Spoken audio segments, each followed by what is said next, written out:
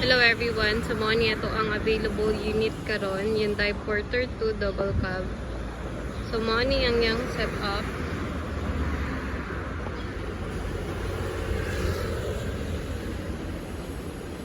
So complete set chrome siya and then naka semi-loaded sticker.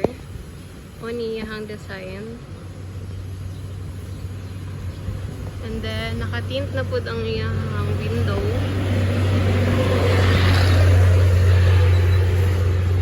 Pati iyang windshield.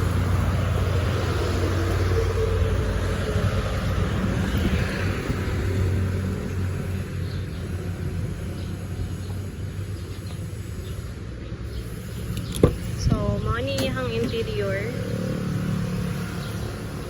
Color sa iyang door pad is dark gray. So, power window na nga to ang init sa tubangan. And then, air condition na po siya. And then, morning iyang design sa seat cover. All black tanan. Also, functional na po ang iyang speaker, pati iyang stereo. Nana po isang visor, room light sa tubangan o sa likod. So, year model sa ato ang unit is 2009, Euro 4. So, D4CB ang makina and then timing chain. So, power steering na siya.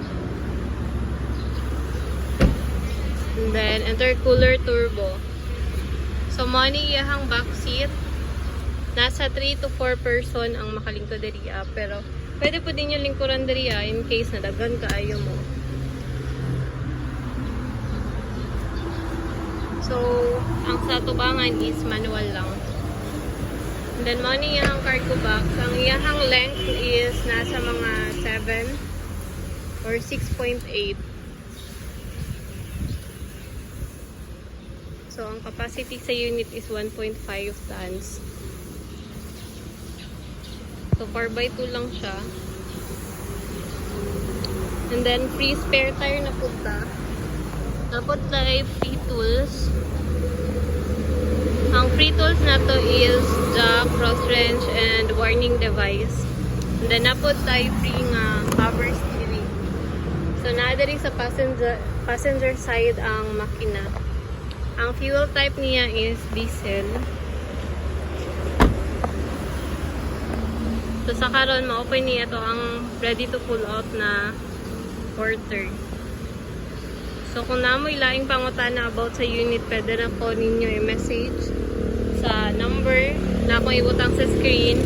Also, pwede na po ninyo i-direct message sa ako ang messenger. So, pwede na po ninyo bisitahon diri sa Bypass Road, Ulas and Darong Santa Cruz. So, that's all. Thank you.